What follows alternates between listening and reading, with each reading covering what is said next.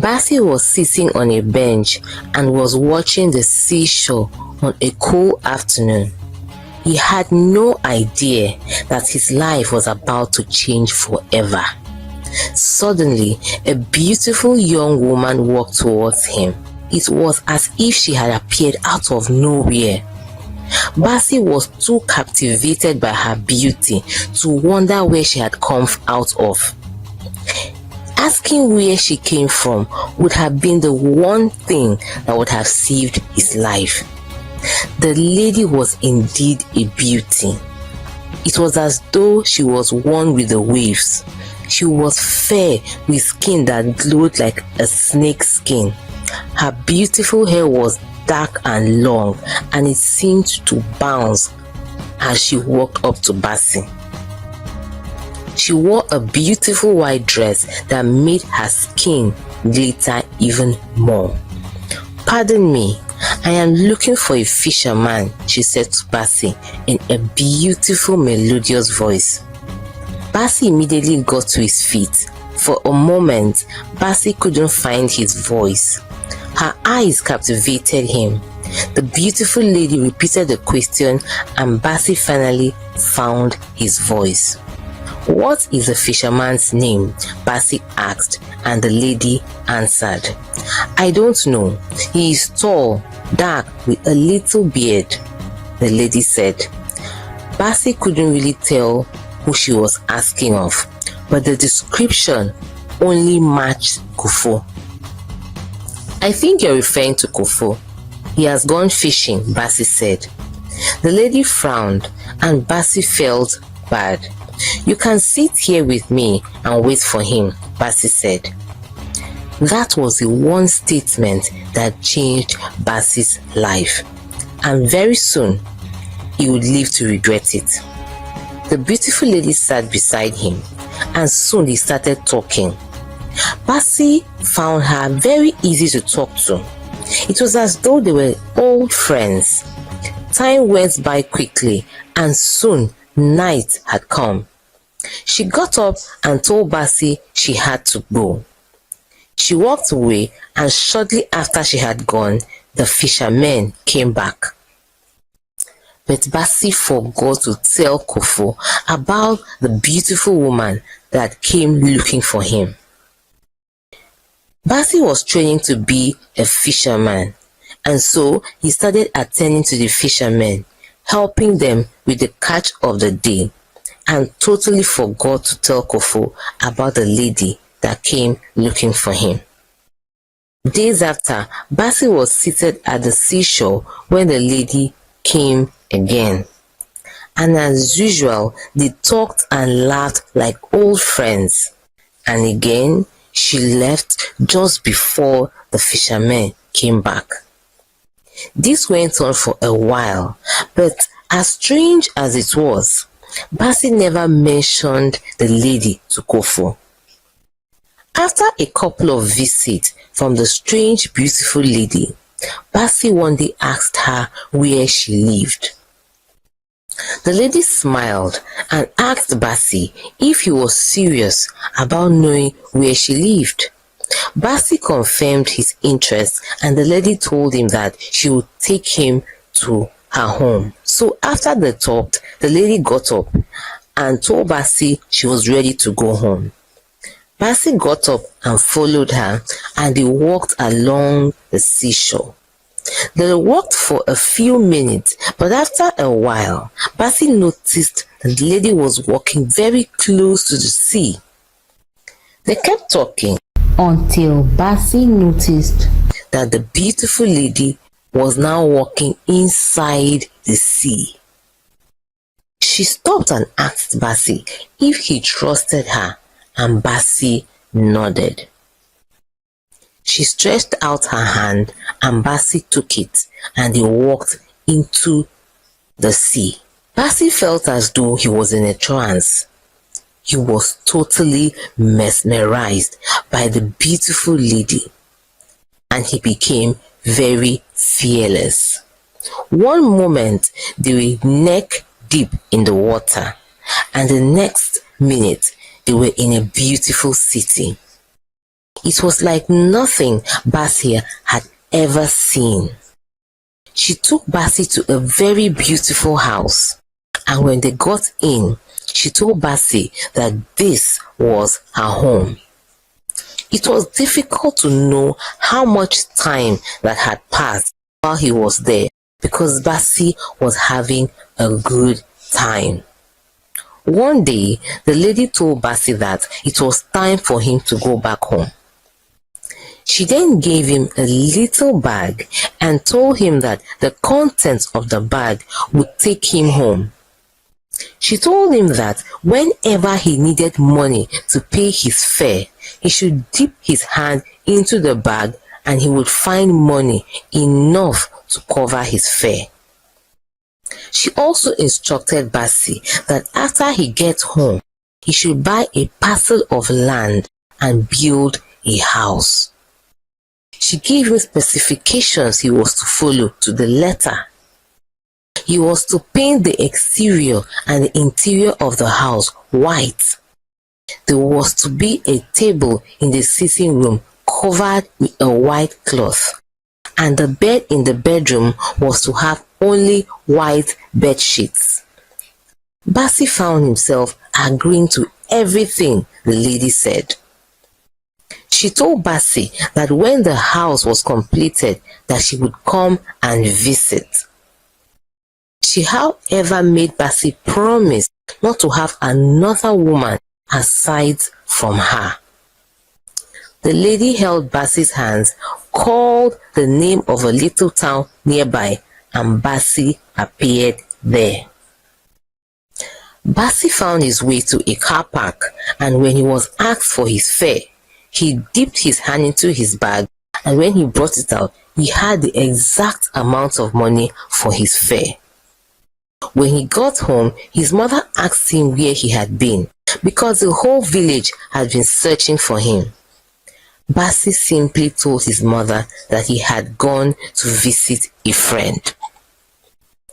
Basie went ahead to search for a piece of land where he could build a house, just like the lady had instructed.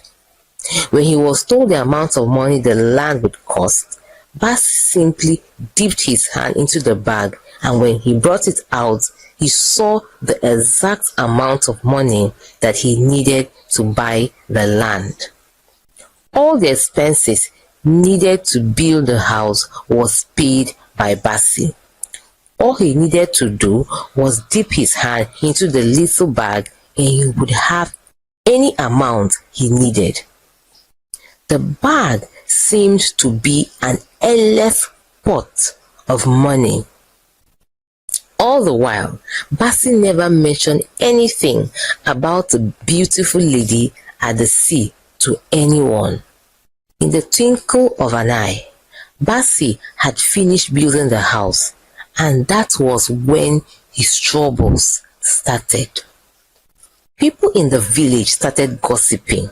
They couldn't understand how a young man like Basie could afford such a beautiful house. But no one asked him about his source of wealth, not even his mother. He had built the house and furnished it exactly the way she had asked, but there was no sign of her. One evening, Basie had come back from a night stroll, and immediately he opened the door of his sitting room. His eyes immediately spotted a snake on his center table. Basie was so terrified that he lost his voice. He couldn't scream. He could only stare at the snake in horror as he stood transfixed to the ground. Right before his very eyes, the snake recoiled and it turned into the beautiful lady, and instantly the fear was gone from Basie. Basie rushed to her and hugged her, and they started chatting away like two lovers. She stayed for a few days, and they were the most beautiful days of Basie's life. Right in their bedroom, they visited exotic locations all over the world together. All she needed to do was simply hold his hands and mention the name of the place, and the next second they would be transported there. Soon after, she told Bassey that she had to go back, but she would return. But before she left, she still reminded Bassey of the one rule she gave him, which was that Bassey was to have no other woman or bring any woman to the house. Bassey reaffirmed his devotion to her. They went to bed together that night, and by the next morning, she was gone.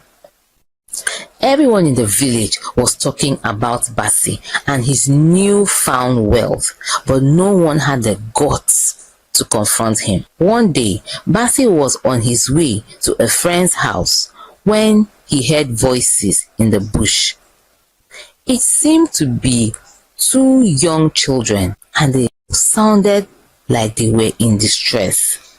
Without thinking, he ran into the bush and he found two young boys. One of them had been bitten by a snake. Bassey immediately carried the boy to the village healer. The parents of the boy were called, but the healer, after applying a lot of herbs on the boy's leg, said there was nothing that could be done. According to him, the poison had totally affected the boy's entire system. Bassey suddenly got a nudge to go into a nearby bush. He returned with a few leaves, and while everyone was weeping over the boy's predicament, Bassey squeezed out juice from the leaves and applied to the spot the snake had bitten the boy. The boy that had fainted immediately coughed and opened his eyes.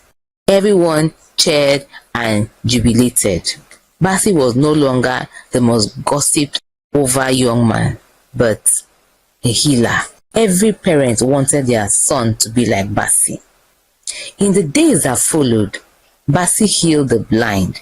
He healed broken bones. His knowledge of herbs was second to none. And before long, the women in the village wanted their daughters to marry Bassey. But Bassey wouldn't even let the ladies enter his house, talk more of marrying them. The village was stuck between marrying Bassey and being curious of his strange life. No one knew of the beautiful lady that often visited Bassey. That was a shock that no one was prepared for. Amanso, Bassey's friend, had a beautiful sister who was totally obsessed with Bassey. She had tried everything in her power to get noticed by Bassey. She would often go to Bassey's mother's house to help with chores. Bassey's mother had tried convincing her son to marry Obong, but Bassey wouldn't hear of it, and Bassey's mother could not understand why. She begged, pleaded, and resorted to emotional blackmail, but Bassey was adamant. Bassey's mother, seeing her son was being stubborn, told Obong that the only way out was for her to get pregnant for Bassey. And for that to happen, she would have to not only go close to Bassey, but also sleep with him. The plan had been set in motion, and Obong and Bassey's mother had gone to Bassey's house to wait for him. The plan was that they would go into Bassey's house, and Bassey's mother would leave late in the night, leaving Obong there to spend the night with Bassey. And while they waited at Bassey's house, Bassey, who had gone to administer some herbs to an ailing child, was returning home. On his way home, he suddenly spotted his beautiful friend standing by a farm. He hugged her, and in an instant, she took him away on an adventure at an island. While Bassey and his mother waited endlessly, Bassey was far away, oblivious to the plan his mother had hatched. The two women went back to their respective homes as night fell, since Bassey was nowhere to be found. Since Obong and Bassey's mother's plan failed, Amanso, Bassey's friend, got involved. Amanso asked his friend why he wouldn't even look at his sister. And that was when Bassey told Amanso that he already had a woman in his life. But Amanso didn't let the matter rest, mostly because his sister didn't want to accept defeat. She told her brother Amanso that no one in the village had ever seen Bassey's woman, and that if Bassey wasn't yet married to the woman, she still had a chance. Ubong begged and insisted that her brother talk to Bassey again, but Amanso didn't want to. He felt Bassey was the one to choose a wife and not a woman insisting he wanted him. But after Ubong rejected 3 suitors, Amanso knew he had to speak with his friend again. My sister genuinely loves you. Please spend some time with her. She has rejected 3 suitors already. Besides, I haven't even met this your lady in question. What is her name? Amanso asked Bassey. It was as though a veil had been lifted from Bassey's eyes. Bassey realized he didn't even know the name of the lady he had been relating with. Bassey told his friend the truth, that he didn't know her name. Amanso stood still, his face wrinkled in disbelief. You mean you've been with this woman all this time and you don't even know her name? Bassey scratched his head, confused. Dazed even. It never came up, he replied weakly. You're not in love, my friend. You're under a spell, Amanso said sternly. And if she hasn't told you her name, then you need to ask her yourself. What else could she be keeping from you? Those words haunted Bassey throughout the night. That was the first time since he met her that doubt crept into his heart. He sat on the floor of his white painted room and stared at the white covered table. For the first time, it didn't feel pure. It felt imposed, foreign. He realized he had never questioned anything she asked of him. That night, he couldn't sleep. He kept glancing at the door, half expecting her to slither in like before, but she didn't come. The next morning, Bassey stood by the sea, gazing at the waves, waiting, hoping, but there was no sign of her. Then he did something he had never dared to do before. He called out, "Show me who you really are. I deserve to know your name." There was silence, and suddenly, the air around him grew still. The sea parted slightly, and she emerged, her white dress shimmering, her eyes unreadable. "You called me to ask for the truth," she said. "No one has ever dared." "What is your name?" Bassey asked again. She stepped closer, but her glow seemed dimmer. "I am Yang," she whispered, and the wind howled at the sound of her name. "Who are you really?" Bassey asked, his voice trembling. "I am the daughter of the water," she said, "born of the sea, bride of the tide, sister to the waves. I chose you." Bassey stepped back, his heart pounding. "Why me?" She looked at him, sad and stern. "Because your heart was open and your spirit unclaimed. But now you doubt." "I just want the truth," Bassey said. "Have I been under a spell?" Yang smiled, but it was not warm. A man in love calls it devotion. A man in doubt calls it a spell. The sea gave you gifts, and all it asked was loyalty. The next moment, she was gone. Weeks passed. Bassey tried to stay away from people, but the pressure from the village intensified. His mother wept day and night. Ubong made another attempt to see Bassey. This time, she came while Bassey was away. She opened his door with a master key and stepped into his house. She only wanted to wait for Bassey, she told herself. Her desperation had made her go too far. But the moment she sat at the white-colored table and lifted the cloth to look underneath, the air in the house changed. She heard a hiss, and then the house began to tremble. Before she could scream, the table exploded into shards, and a massive white python emerged and vanished through the wall. Ubong ran out, screaming. By the time Bassi got back, the house was in chaos. The villagers were gathered. They had seen the snake slither into the bush. Everyone was shouting. Bassi stood still, his heart racing. He didn't need to ask what happened. He went inside and found the white tablecloth burned, the house darker. That night, Ian didn't come. 3 nights later she appeared, not through the door, not as a lady, but as a serpent on the roof, coiled, watching. When Bassi saw her, she transformed slowly into her human form. Only this time her beauty was veiled by sorrow. "You let another woman enter our covenant," she said. "I wasn't here," Bassi replied. "I didn't know." "But you did not stop them. You did not protect what we built." Tears filled Bassi's eyes. "I never meant to break anything." Ian stepped forward, her body half human, half serpent. "You were chosen, Bassi, but now you must pay the price." He fell to his knees. "Please, don't take it all away. Please, spare my life."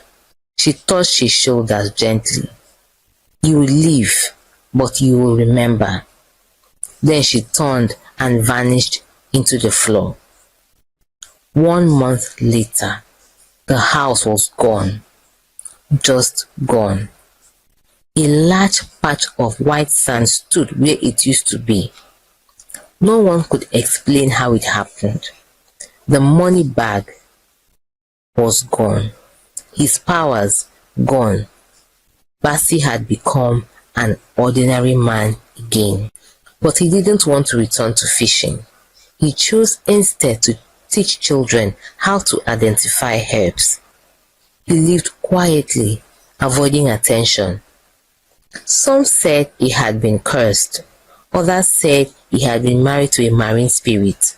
Some swore they saw a white snake watching from the trees whenever Bassi walked by. Only Bassi knew the truth, but he never uttered her name again. Not every blessing is from the gods. Ask questions and never make promises you don't understand. If you enjoyed this story, do give me a thumbs up. Subscribe if you haven't. Subscription is free. Remember to share the story with a friend or two that you feel will enjoy it. Thank you so much for